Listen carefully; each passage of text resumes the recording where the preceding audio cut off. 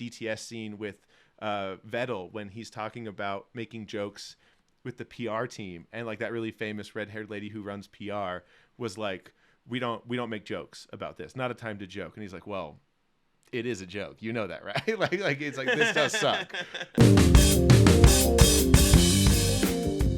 Ferrari is 1 week in and just seems like, again, internally Imploding. politically crumbling to the ground.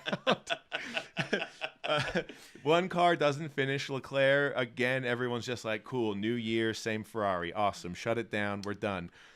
For a podium, too. For a podium. See, it's like, man, again, hopefully it's the opposite of what happened last year. Last year, Leclerc is off into the sunset. It was just Howard is the curse of Bahrain. No one's going to beat him. Everyone, Ferrari has got it wrapped up. That's exactly what we're doing right now with Red Bull. And hopefully this flips on its head. Ferrari figured it out, and Leclerc has a chance to be a world champion. I would love to see that.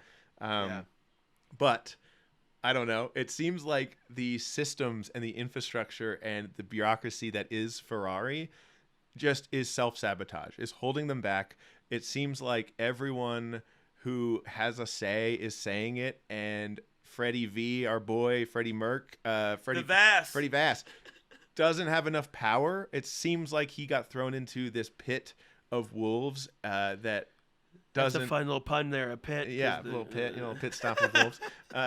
We're professional comedians.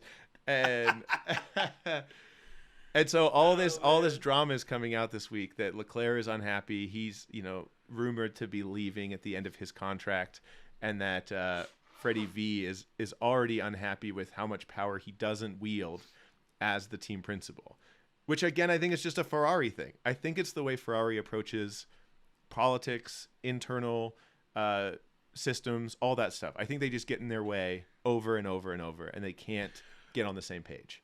Well, and I would agree with that. I mean, that seems like the story of their life. I mean, that exact story, to me, echoes how Lamborghini got started. Yeah. They were so like, no, we're right. We're always right. Yes. You're idiots. Yes. We know what we're doing. And they're like, no, you don't. Yeah. I'm showing you don't. I'm proving to you that you don't. Yes. And you're proving to us that you don't. Yeah. And like, nah. And they're still, I think it's like... Open another bottle of wine. Yeah. We're good. Could we get some more bread for the table? It's like, that's the feeling I get, that every person who is in power at Ferrari seems to hold that feeling and seems to hold that value of I'm right, it doesn't matter.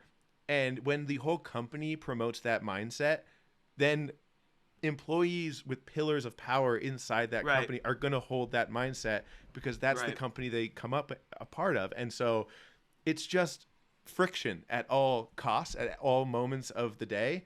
And it just seems like that's what's going on. I remember even in the DTS scene with Vettel when he's talking about making jokes with the PR team, and like that really famous red-haired lady who runs PR was like, we don't make jokes about this, not a time to joke. And he's like, well, it is a joke, you know that, right? like it's like, this does suck. And I think that's the philosophy at Ferrari, is get in our own way and then tell everyone else we're doing great and you're wrong, even though I'm blowing it. Yeah, right.